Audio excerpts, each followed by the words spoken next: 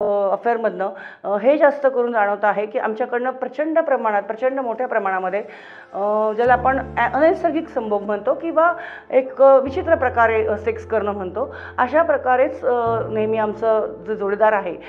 तो अपेक्षा करतो आहे आणि हे आम्हाला कदापि शक्य नाही होते। माझा प्रियकर हा कंटिन्यू मी आणि तो आम्ही जेव्हा फिजिकल होतो किंवा आम्ही सेक्स करतो तेव्हा सातत्याने आमचं व्हिडिओ शूटिंग बनवत राहतो आणि ह्या व्हिडिओ शूटिंग बनवण्याच्या नादामध्ये सतत त्याचं लक्ष हेच असतं की मला वेगवेगळ्या अँगलने व्हिडिओ शूटिंग्स बनवायचे आणि नंतर ते स्वतःच्या मोबाईलवर फॉरवर्ड करून घ्यायचे। एक महिला आपल्याकडे जे काउन्सिलिंगला आली होती,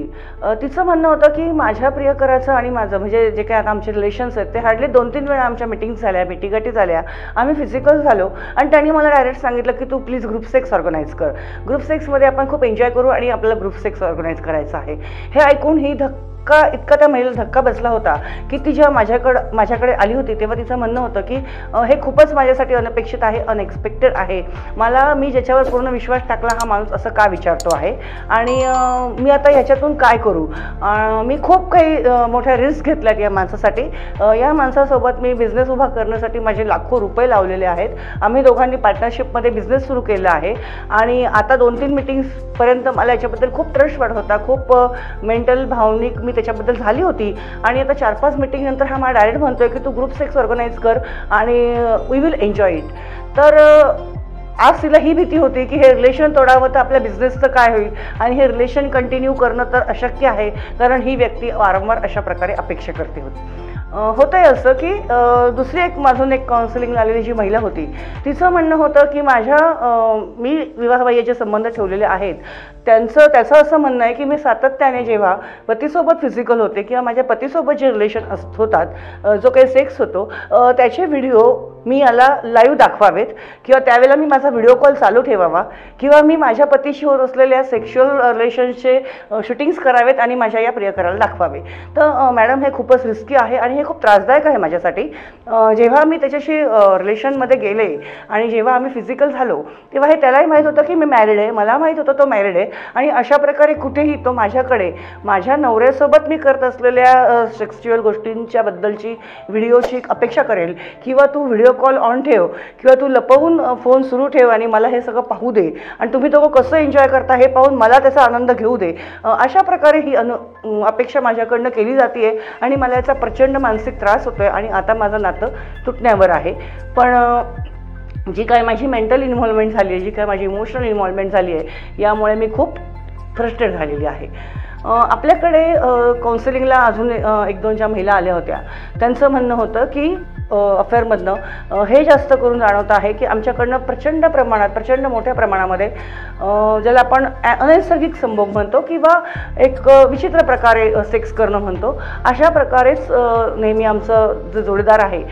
तो अपेक्षा करतो आहे आणि हे आम्हाला कदापि शक्य नाही होते। पण त्याच्यासाठी आम्हाला खूप हॅरेसमेंट केली जाते। एक महिला होती जिचं म्हणणं होतं की माझा जो कोणी आहे एक्स्ट्रा मॅट्रिमोनियल अफेअरमधला पार्टनर तो मला सातत्याने प्रचंड मारहाण करत असतो। ड्युरिंग सेक्स मारहाण करणं, व्हायलन्स करणं ही त्याच्यासाठी एक एन्जॉयमेंटची कन्सेप्ट आहे आणि मला हे अजिबात आवडत नाही आहे की शारीरिक संबंध किंवा सेक्स किंवा प्रणय किंवा रोमांस हा जो काही प्रकार आहे पूर्णतः एका संमतीने किंवा एका आनंदाने तो एन्जॉय करण्याचा जो प्रकार आहे याच्यामध्ये मला मारहाण केली जाते आणि हे त्याच्यासाठी एन्जॉयमेंट असतं आणि तो हे एन्जॉय करतो। तर आता आमचं रिलेशन तोडणं मला आवश्यक वाटते आणि हे तोडताना मात्र मला खूप प्रचंड मानसिक त्रास पण होतोय।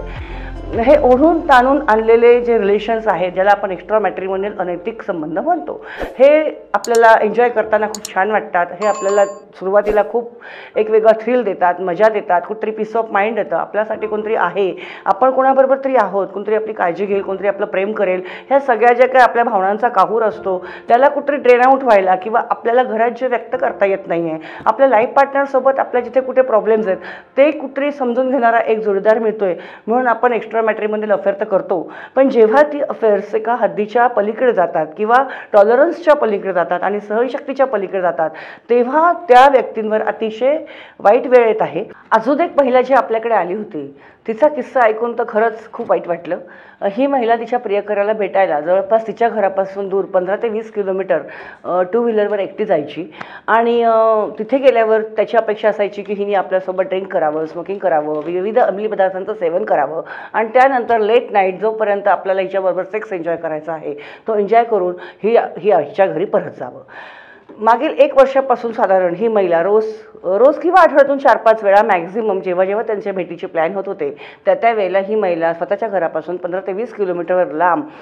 टू व्हीलरवर जायची आणि तिथे त्या ठिकाणी त्याच्यासोबत मग सेक्स करणं असेल किंवा काय गप्पा गोष्टी असतील, एन्जॉयमेंट असेल, ड्रिंकिंग, स्मोकिंग, इतर अंमली पदार्थांचं सेवन करणं या गोष्टी करून ही महिला टू व्हीलरवर तो जेव्हा रात्रीचा तिला म्हणेल की आता ओके जा तू तुझ्या घरी 12, 12:30, 1, 2ला एकटी घरी स्वतःच्या पोचायची आणि अशा अवस्थेमध्ये पोचायची ज्यावेळेला ती ड्रिंक केलेली असायची, ज्यावेळेला ती स्वतःच्या कंट्रोलमध्ये नसायची, ज्यावेळेला ती ड्राईव्ह करेल आणि व्यवस्थित घरी पोचेल हा तो रात्रीचा सेफ टाईमसुद्धा नसायचा. पण हा पुरुष तिला अशा प्रकारे इतक्या इझिली 12:30-1ला की तू जा तुझ्या घरी. या ठिकाणी महिलेने हा विचार करणं अपेक्षित आहे आणि आवश्यक आहे की हा स्वतःच्या पत्नीशी अशी वागणूक करेल का किंवा हा स्वतःच्या पत्नीला रात्री 12:30-1ला नॉर्मल अवस्थेत तरी टू व्हीलरवर घराबाहेर जाऊ देईल का, जो आपल्याला अशा प्रकारे ड्रिंक करून सेक्शुअली एन्जॉयमेंट करून आपल्या घरी जा म्हणतोय. तर महिलांना विवाहबाह्य संबंध ठेवताना समोरचा पुरुष काही आर्थिक फायदा देत असेल किंवा काही शारीरिक एन्जॉयमेंट देत असेल किंवा तिच्यासाठी काय वाटेल ते बोलत असेल, तिला काही कमिटमेंट देत असेल तर महिला त्याच्यावर खूप पटकन विश्वास ठेवतात आणि खूप वाहवत जातात ते. पण ज्या वेळेला प्रत्येक पदोपदी तुम्ही जर हा विचार केला की सेम अशी ट्रीटमेंट हा याच्या घरातल्या कोणत्याही महिलेला देईल का, पत्नीच नाही तर त्याची बहीण अशा प्रकारे रात्री 12-12:30 वाजता एकटी टू व्हीलरवर गेली त्याला चालेल का,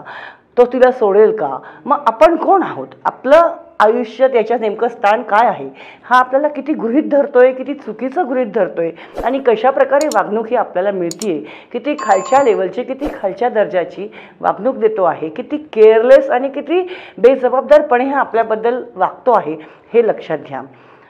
दुसरी एक जी महिला आपल्याकडे आली होती तिचं म्हणणं होतं की माझा प्रियकर हा कंटिन्यू मी आणि तो आम्ही जेव्हा फिजिकल होतो किंवा आम्ही सेक्स करतो तेव्हा सातत्याने आमचं व्हिडिओ शूटिंग बनवत राहतो आणि ह्या व्हिडिओ शूटिंग बनवण्याच्या नादामध्ये सतत त्याचं लक्ष हेच असतं की मला वेगवेगळ्या अँगलने व्हिडिओ शूटिंग्स बनवायचे आणि नंतर ते स्वतःच्या मोबाईलवर फॉरवर्ड करून घ्यायचे. का तर एकटा असताना मला जर तुझी आठवण आली तर मी हे पाहून मला एन्जॉय करता येईल किंवा मला त्यातनं सॅटिस्फॅक्शन मिळेल, हे कारण तो तिला सांगत होता. जरी हे त्याच्या लेवलला हे ओके असलं किंवा त्याला जर हे बरोबर वाटत असलं पण त्या महिलेचं म्हणणं होतं की मला प्रचंड अनइझी होतं, आम्ही दोघं जर सेक्स एन्जॉय करायला एकत्र येत आहोत तर या वेळेला त्या रिलेशनचं शूटिंग करणं आणि पूर्ण वेळ त्याचं शूटिंग करण्यातच हा व्यस्त असतो, याचं बाकी कशाकडेच लक्ष नसतं आणि त्याच्यामुळे मला याच्यापासून मेंटल सॅटिस्फॅक्शन किंवा सेक्शुअल सॅटिस्फॅक्शन तर मिळत नाही. पण माझ्या मनात सतत एक दबाव आणि सतत एक भीती असते की हा नेमकं काय शूट करतोय, मग आता माझा चेहरा दिसेल, मग ह्याच्या मोबाईलमध्ये गेलं तर, मग ह्याने कोणाला दाखवलं तर, किंवा हे शूटिंग कुठे बाहेर गेलं तर. म्हणजे मी सातत्याने की जे क्षण किंवा जो वेळ आम्हाला एकत्र चांगल्या पद्धतीने एन्जॉय करायचा आहे तो पण मी एन्जॉय करू शकत नाही कारण माझ्यावर सातत्याने हे प्रेशर राहतं आणि मला याचा खूप मानसिक त्रास होतो आहे. विषय असा होतोय की प्रत्येक वेळेला आपल्या घरातून किंवा आपल्या पत्नीकडनं किंवा आपल्या पतीकडनं ज्या अपेक्षा पूर्ण होत नाही आहेत, मग त्या कुठल्याही बाबतीतल्या असतात, त्या पूर्ण करण्याची धडपड आणि त्या मिळवण्याची धडपड याच्यासाठी केवळ हे एक्स्ट्रा मॅट्रिमोनियल अफेअर केले जातात आणि त्याच्यातून समोरच्या व्यक्तीला इतकं मॅन्युप्युलेट केलं जातं, इतकं गृहीत धरलं जातं की त्या व्यक्तीला पण काही व्हॅल्यू आहे, त्या व्यक्तीला पण काही भावना आहेत, मत आहे, तिच्या पण काही गरजा आहेत, अपेक्षा आहेत, इमोशन्स आहेत, याच्याकडे पूर्णतः दुर्लक्ष केलं जातं आणि यातून खूप मोठ्या इश्यूजला सगळ्यांनाच सामोरं जावं लागतं. आपण स्त्री असा अथवा आपण पुरुष असा या विवाहबाह्य संबंधांच्या ब्रेकअपमधनं सावरायचं कसं. आपण स्वतःला संपून घेऊ शकत नाही, आपण कुठेही आयुष्यात थांबू शकत नाही, आपल्याला युटर्न हा वेळेवर घेणं अतिशय आवश्यक आहे आणि आपल्याला परत आपलं रुटीन आयुष्य, नॉर्मल आयुष्य, आपलं कौटुंबिक आयुष्य सुरू करणं खूप आवश्यक आहे. त्यामुळे अशा कुठल्याही प्रकारे या संबंधांमध्ये इतकं लाचार होऊ नका, इतकं हतबल होऊ नका, इतकं स्वतःला सरेंडर करू नका की समोरचा आपला वाटेल तो गैरफायदा घेत राहील, आपलं आर्थिक नुकसान होईल, आपलं मानसिक नुकसान होईल, आपण फिजिकली इमोशनली पूर्णतः डॅमेज होऊ आणि आपला आत्मविश्वास जाईल. राहील. विशेषतः महिलांनी स्वतःला कुठल्या लेवलला थांबायचं आहे, की कुठे आपल्याला मर्यादा घालायची आहे आणि थोडंसं स्ट्रॉंग व्हायचं आहे याचा खूप गांभीर्याने विचार करा आणि ह्या गोष्टीतून बाहेर पडायचा निश्चित प्रयत्न करा. आपण आपल्या घरच्यांना, आपल्या कुटुंबाला विश्वासात घेऊ शकतो. आपल्याकडनं एखादी चूक झाली असेल त्यांना आपण विश्वासात घेऊन सांगू शकतो. ते आपल्याला नक्कीच मदत करतील. आपले नातेवाईक असतील, मित्रमैत्रिणी असतील, त्यांना देखील आपण हे आपल्या समस्या सांगू शकतो. त्यातून आपल्याला बाहेर पडायला ते नक्कीच योग्य तो सल्ला देतील. आणि अगदीच आपल्याला वाटत असेल की हे होऊ शकत नाही आहे, आपण आता एकटे पडलेलो आहोत किंवा ह्या गोष्टीची आपण वाच्यता करू शकत नाही, तर आपण काउन्सिलिंगची देखील मदत घेऊ शकता आणि आपलं आयुष्य परत पूर्ववत सुरू करू शकता. तर आपल्याला